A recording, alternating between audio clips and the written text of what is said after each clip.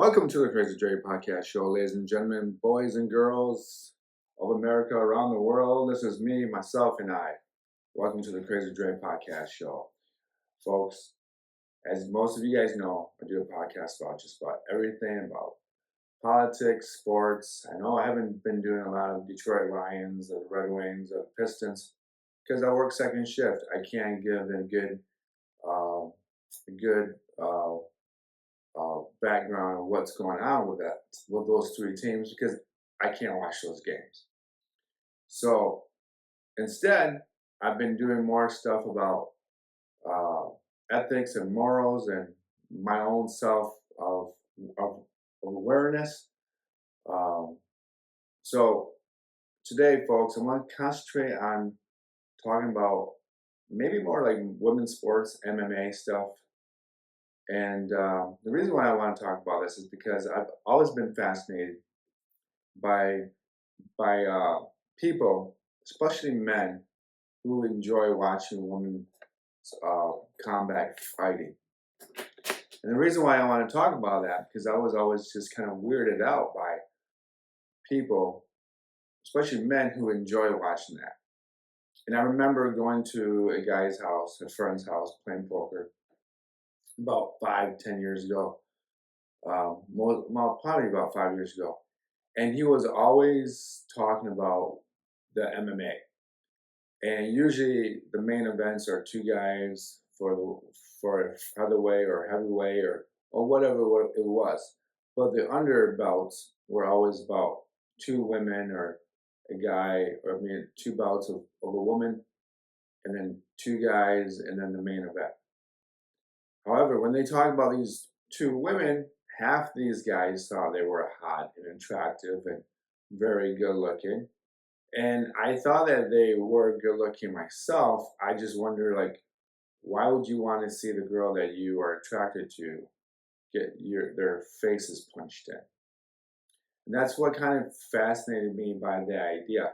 Most of these guys thought I was stupid. Like, that's stupid. That they were questioning my own, like, say, sexuality, I guess, because they assumed that because I didn't like watching two women fight, it's almost like pretending these women were kissing each other, but instead of punching each other in the face, which is a totally different fantasy in itself, in my perspective.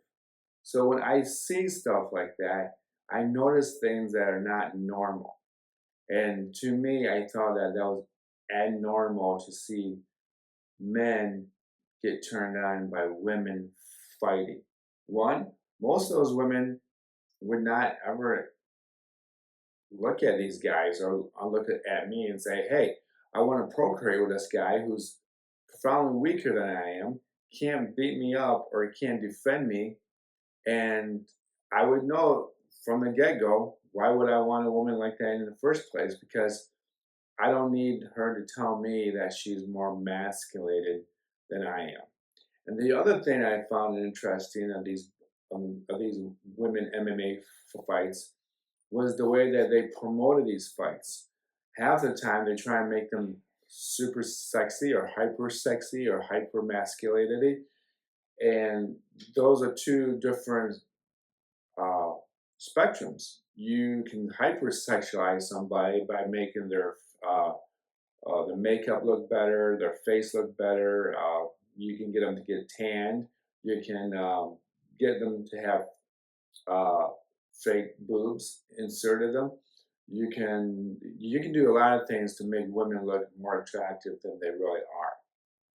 But what they also were doing is that they were hypernizing the idea that these women are hyper-masculated. And then they were making these women feel, in my perspective, that they were special because they could fight and they were sexy, which in reality, you can't have both in the real world. You can't have a girl that can actually be sexy and actually a girl that can beat you up and that to be sexy, in my point of view. I feel it's different for athletic men who are dating athletic women. For example, there's a tight end, I think his last name is I forget what his last name, but he's the tight end. He's got his girlfriend who is also a soccer player who played in the National League for the USA. And you can tell that they have a good chemistry and there is a balance of respect for each other outside the big picture. I don't know them that well. I have never met them, so I can't tell you everything because I'm just going by assumptions of what you get to see on social media. But that seems more normal than having a woman who is a MMA fighter and that would be dating an average man who is, say, a construction worker, a UPS driver, or anything in that spectrum. However, what I've noticed though in the last couple of years, obviously, that some of these MMA girls who are dating other MMA fighters, they get into a little fist fight and they lose to this MMA guy. So this whole masculinity thing for women doesn't cut it for me. I don't believe it. I just don't see the reality of it.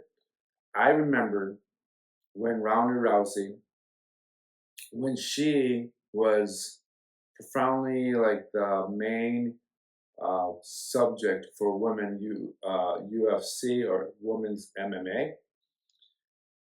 And I wish my dad was still around because I told him a couple of years before she lost a bout to Holly Holmes, and I told him that when she loses, she's gonna be totally broke down. She's gonna cry. She's gonna weep. I just didn't buy this whole her being tough and her being. I just didn't buy it. There's just no way to. I just don't believe it. I just can't believe it. But I'm gonna go through a couple of these things that I found on the internet. Um, this is some pros for women to fight. Is self-defense. Obviously, you want to teach your girls how to self-defense against bad people trying to do bad things to your daughter or to your wife or to yourself. And that makes sense.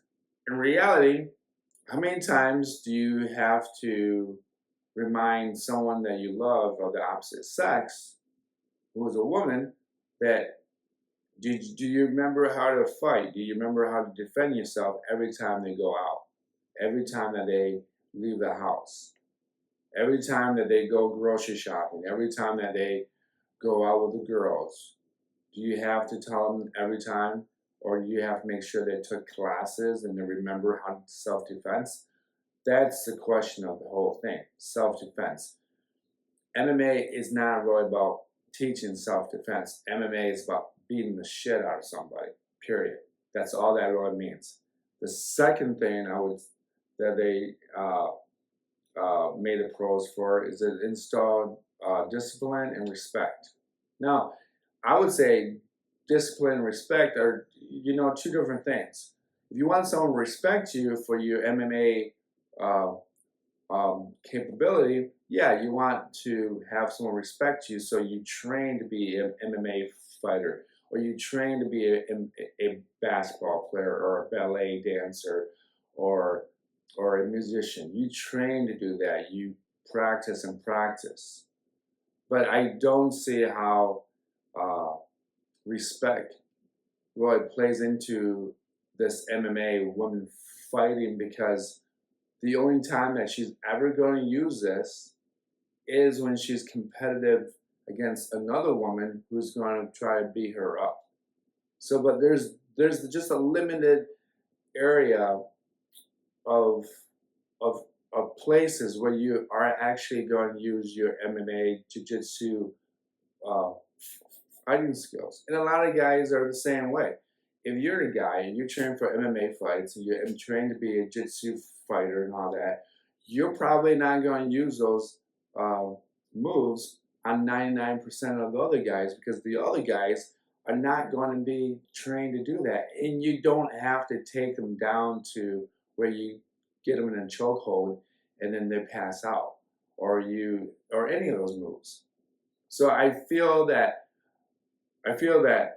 the respect thing is a little different. I think for discipline, learning how to do something, to become a musician, becoming a MMA fighter or MMA trainer, jiu-jitsu or something, that's good for life, about skills, about learning how to do other skills in life. That makes sense. Uh, the third thing is it encourages confidence. And I think confidence and respect are the same way. I think confidence, when you learn how to play the guitar, when you learn how to do a move in jiu-jitsu, if you learn how to do any type of martial arts or anything like that, it's going to create confidence. If you play basketball and you practice and you make the basketball team, that's confidence. If you learn how to do your math skills or your reading skills or anything, that creates confidence. That does make sense. So the cons here, it is a violent nature.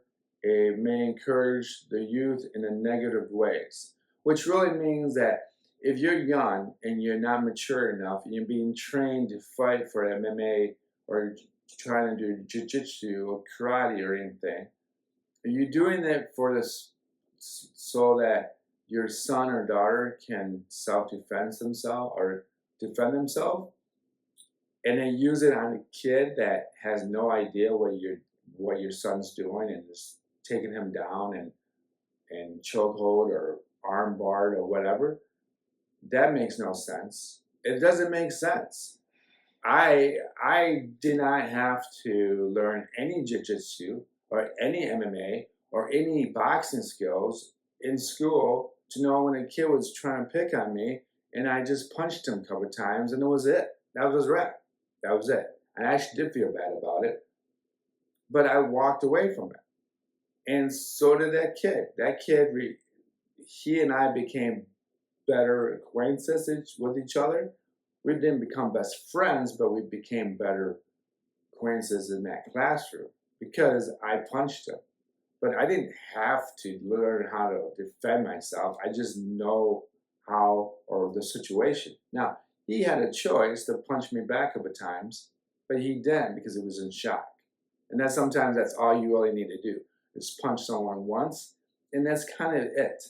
Now, I'm not saying that if I walk around the street and someone's picking on me who's 3 times my size, and then I punch him, he's not going to punch me back and I'm going to get my face knocked out. That might happen. That probably would happen if I didn't learn how to train to do self-defense. But usually I would never have to go into that point of view.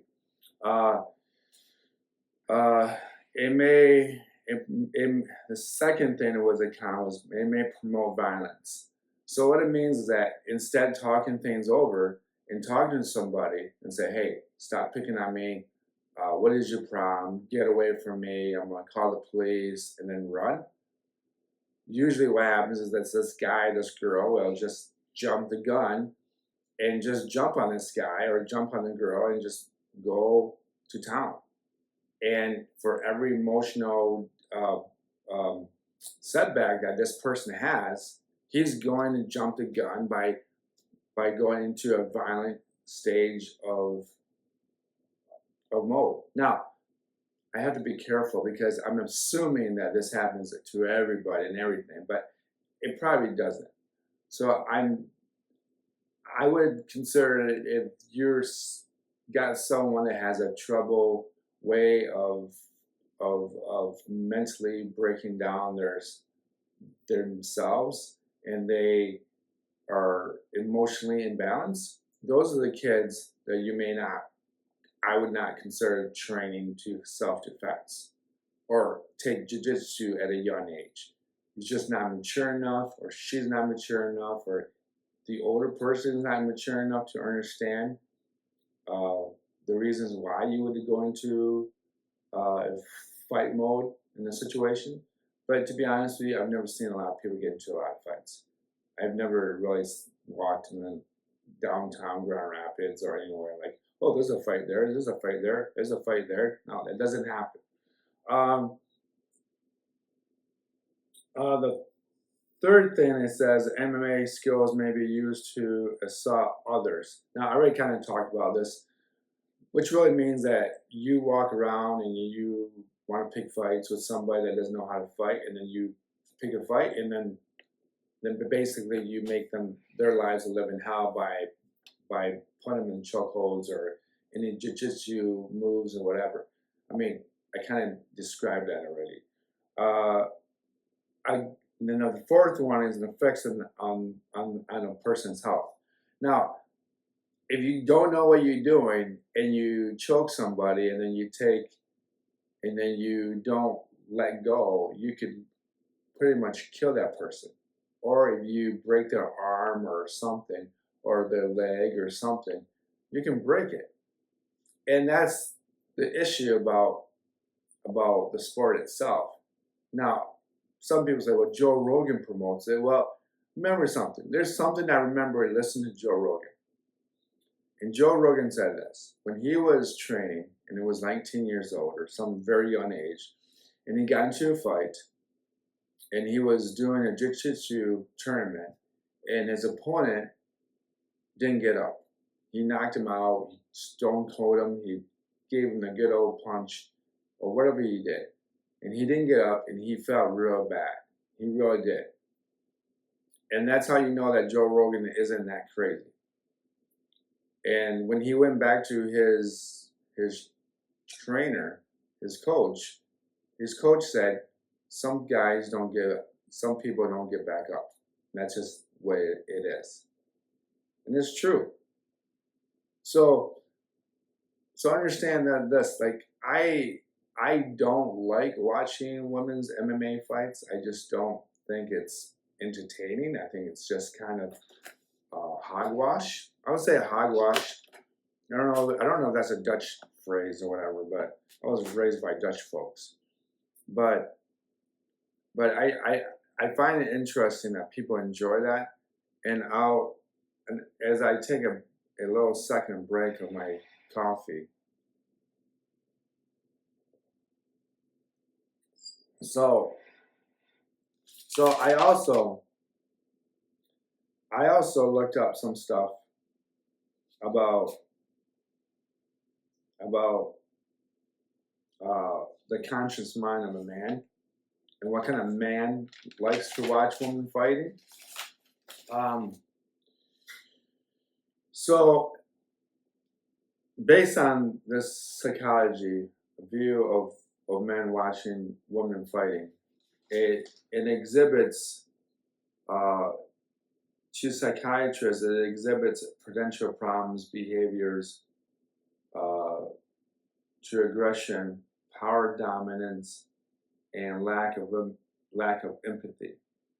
Now, the potential underlying issue is are men who are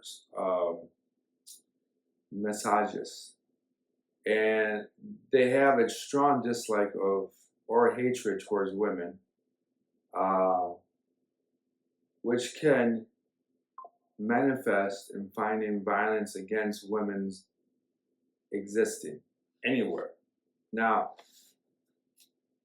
people who are misogynists, a lot of people put Donald Trump in the picture or like Mike Tyson in there, but that to me, it's a very fragile word to use, because you can use that word to be a guy that just doesn't like women because he doesn't like working with women, but he likes being with a woman, but he doesn't like working with a woman. Some people would consider that misogynist. I don't really think that it's the case about Donald Trump or Mike Tyson.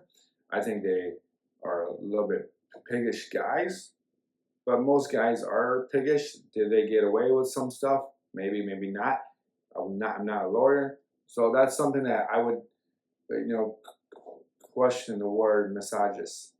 Power dominance. They enjoy the power imbalance, deprived in female fighting. It indicates the desire for control or dominance over their women.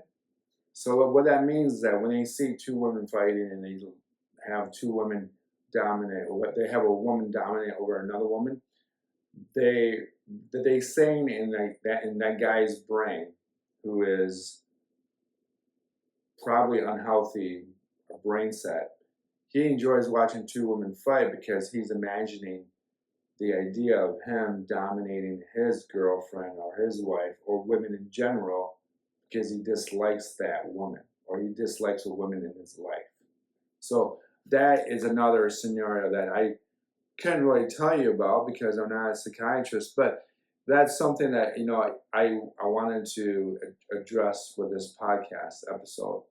Aggression, uh, the interest could be reflection of personal aggression, tendencies and desires to see violence intact towards women. So, so a lot of times, you're what you watch is what you are, or what your actions are, or who you really are.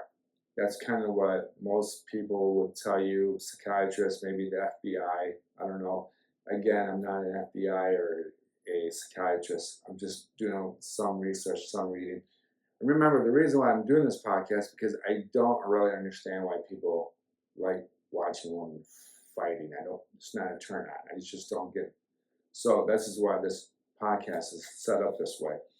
Um, and then they also said this lack of empathy. If you watch someone get their ass kicked and you have no empathy for that person, there might be something wrong with you.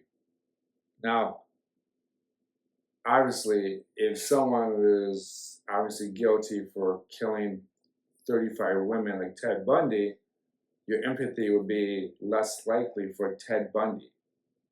Where if you saw a complete stranger on YouTube or any video and you see that guy getting his butt kicked by another guy, you might wonder why. But if you see a girl getting her butt kicked by a kid or a guy, you should feel bad for that girl and that guy because that guy cannot hold his emotional state of mind to understand that he could literally beat the hell out of that girl. But some girls can fight in high school and they pick on the small kid just to show off to all her girlfriends. I've seen that too. And a lot of times that's contradictory to the whole thing about showing kids how to fight as in such a young age. So that's a good example of what I was talking about 10 minutes ago.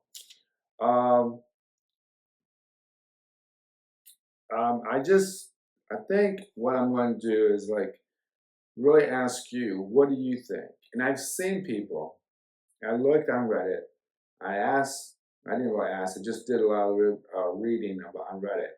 And I find out that I feel like there's a lot of men out there who are turned on by women fighting. It's their fantasy, I guess. And one of the fantasies that I saw was that some guy said that he was dating a girl who was 6'6", and some guy pushed him, and his girl turned around and just gave him the whole big shaboom. And basically, she kicked the guy's ass. But tell me what you think. Do you like watching women fighting? Do you dislike it? Do you think it's a good thing to teach women how to fight? Do you think it's hyper masculinity? Is it I call it ultra feminism, which means that if a woman can fight, that's sexy too. But, I use that ultra thing in a way that's not right. The ultra feminism is not a real word. It's not a real thing. So I kind of made that up a little bit. Feminism means that women have the same rights of men, and men and women have respect for each other on the same plateau. And women can have a job, have a career, buy land, property, own a business like the guys can. That's equal balance of what feminism is. Now, there's really no word for men rights.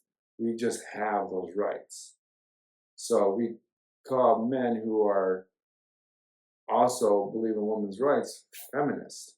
Now, when I use the ultra feminist word, I use it in a way that it's a hyper feminism, where they put women on top, and anything a woman can do, they can do it better than men, regardless of the facts or fiction. And they make up things that are not relevant to equal to men, anyways. So it's a weird word. I don't think I should even use that word anymore. So block that out. I don't know why I started talking about that word. But tell me what you think. Do you think I'm right? Do you think I'm wrong? Do you think that I don't know what I'm talking about? Again, this is the Crazy Dre Podcast Show. Brought you to every Tuesday or Thursday. I may have to go to the 1 day a week because this second shift has really weirded me out. It's really difficult for me to get information on time or do research or watch sports or anything. So hopefully I get back on first shift somewhere else. But if you want to listen to this podcast, it's on Spotify, it's on Apple, it's wherever you download your podcast. You can find me on YouTube, on Patreon, anywhere you can watch it, learn, whatever. And tell me if I'm wrong. If I'm wrong, I don't care. I would like to learn new things. So peace, love, and stay warm, folks. It's kind of cold.